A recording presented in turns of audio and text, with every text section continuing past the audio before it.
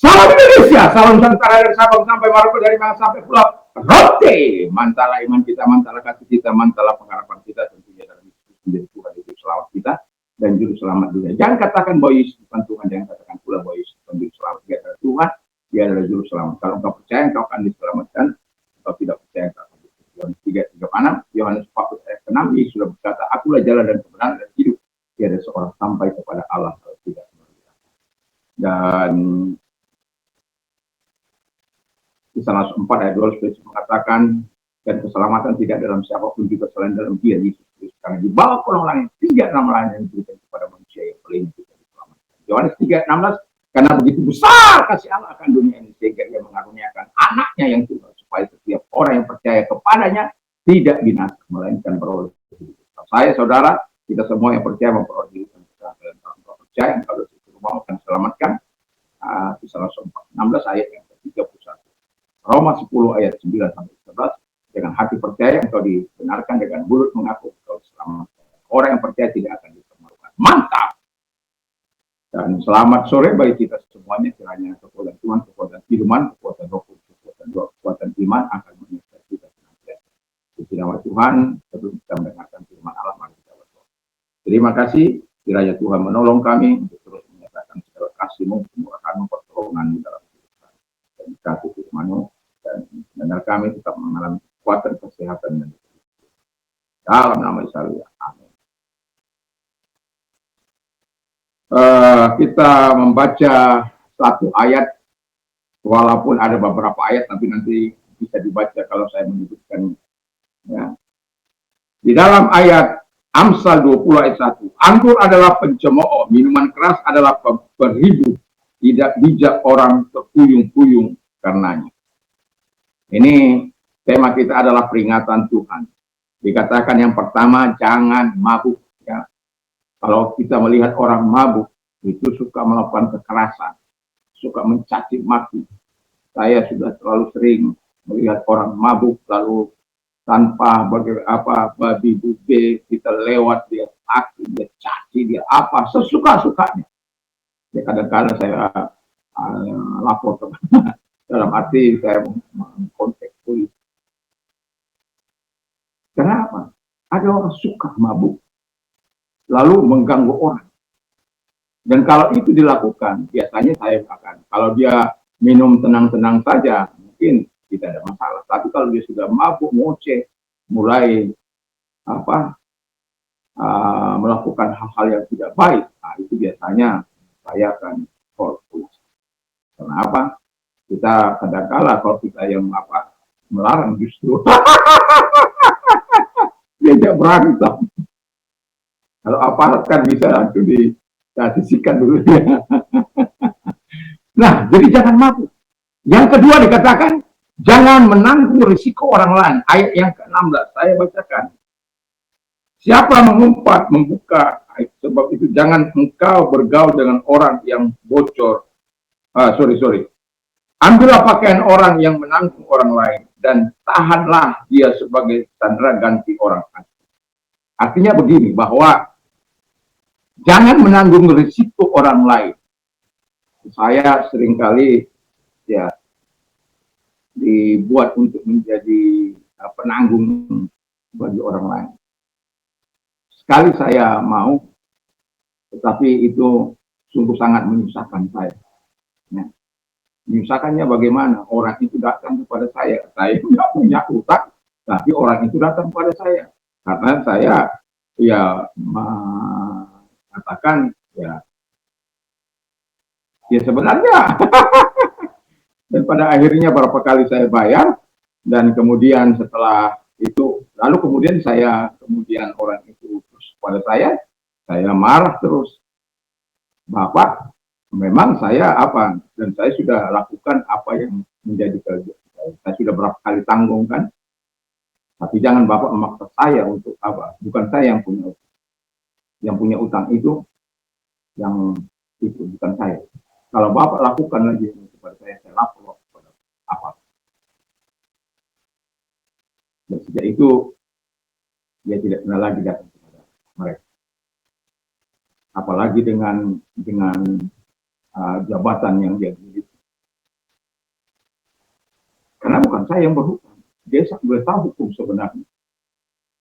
Tapi karena kebesaran hati saya menanggung. Tapi jangan susah. Makanya firman Allah katakan, jangan menanggung berisiko orang lain. Anda akan menjadi susah. Yang ketiga, jangan menipu, ayat 17-nya. Roti hasil tipuan sedap rasanya, tetapi kemuliaan mulutnya penuh dengan keriput. Jadi,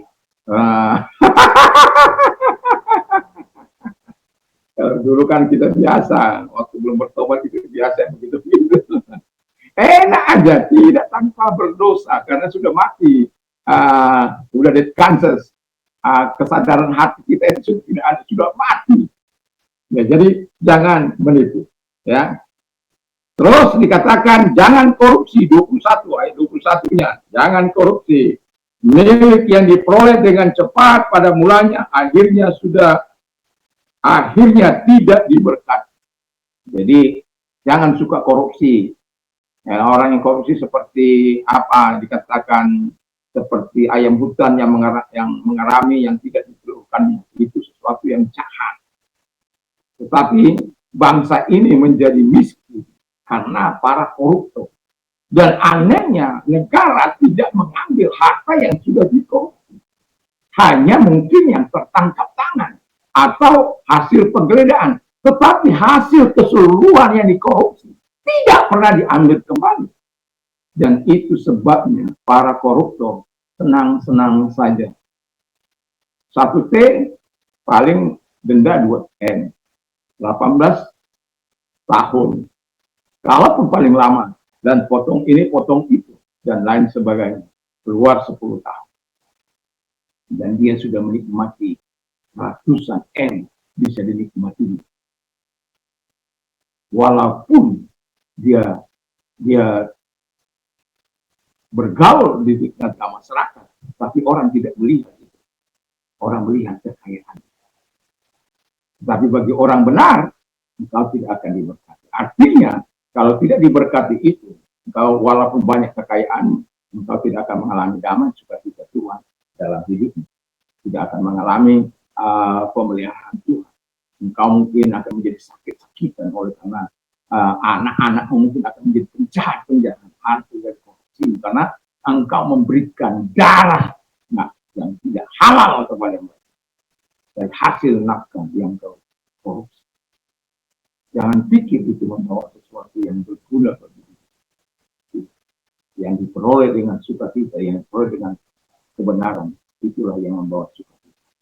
Makanya dikatakan lebih baik sedikit tapi disertai kebenaran daripada berlimpah-limpah disertai kekayaan. Yang terakhir, jangan cepat-cepat bernasar. Ayat 25 dikatakan begini. Suatu jerat bagi manusia elak kalau ia tambah mengatakan kudus dan baru menimbang-nimbang sesudah bernasar. Haleluya. Jadi bernasar itu karena kerelaan hati. Ya. Tapi kalau engkau bernasar, tepatin. Supaya Alkitab katakan dalam Pengkhotbah 5 ayat yang ketiga, Tuhan tidak merusak pekerjaan dan menghancurkan pekerjaan tangan. Jadi kalau engkau bernasar, bayar. Saya punya nasar yang seumur hidup saya mau katakan 1000 ucapan terima kasih, 10 pujian. Tapi saya bilang sama Tuhan, kalau saya gagal Tuhan, jangan marah lah ya.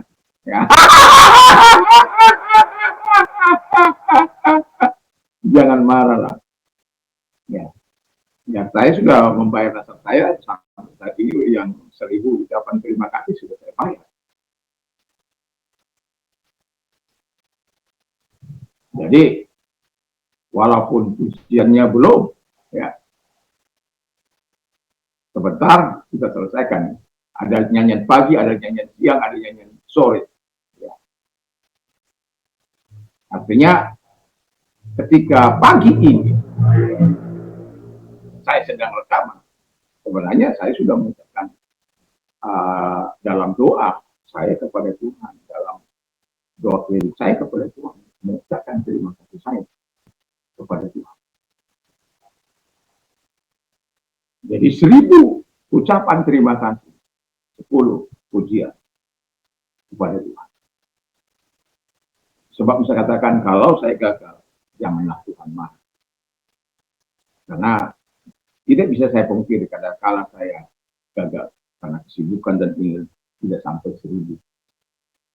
Ya. Tetapi selanjutnya saya akan melipat gandakan di hari kemudian. Dan walaupun itu sebenarnya sudah gagal sebenarnya, tetapi bagaimanapun saya harus menyatakan isi hati saya kepada Tuhan. Kalau engkau bernasar, tepati. Kalau engkau berkata hidup kudus di hadapan Tuhan, tepati. Jangan engkau berkata tetapi engkau tidak menepati. Engkau menyatakan isi hatimu kepada Tuhan. Tuhan ketika engkau berdoa, Tuhan menjawab engkau. Tetapi ketika engkau berjanji kepada Tuhan, engkau tidak menepati. Dan itu tidak baik di hadapan Tuhan. Itu merusak reputasimu di hadapan Tuhan. Jangan. Jadi peringatan Tuhan kepada kita dari ayat pasal ini, jangan mabuk, jangan menanggung risiko orang lain kalau kau tidak mau susah. Ya, saya sudah mengalami. Itu sebabnya ketika orang mengalami pengalaman itu, ketika orang meminta untuk saya meng-ACC apapun, saya tidak mau karena pengalaman itu.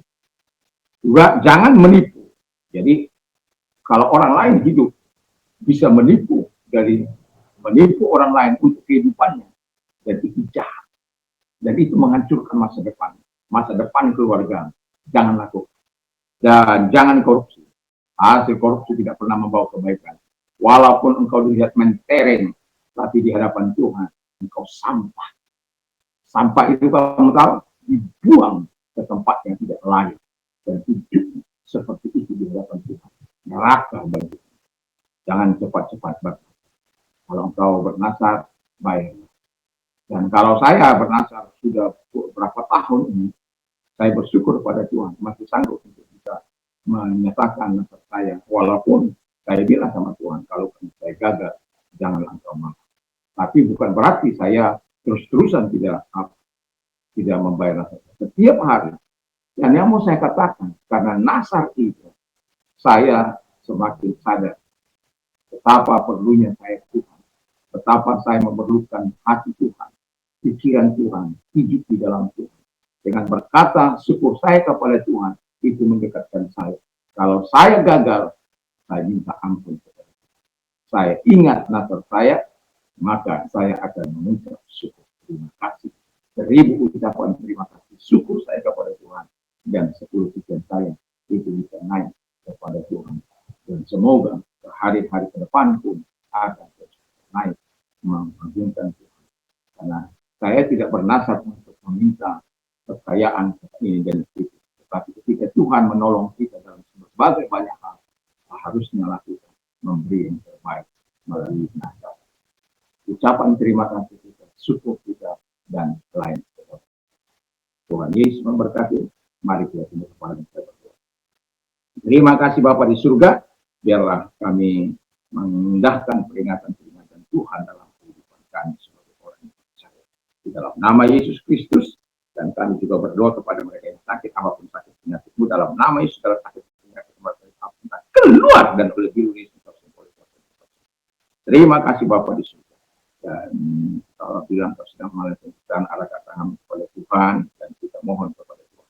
Lihat tangan-tangan yang diarahkan kepadamu Tuhan, mereka sudah melakukan. Kau menolong mereka dalam nama Yesus. Pertolongan datang dari Tuhan. Terima kasih.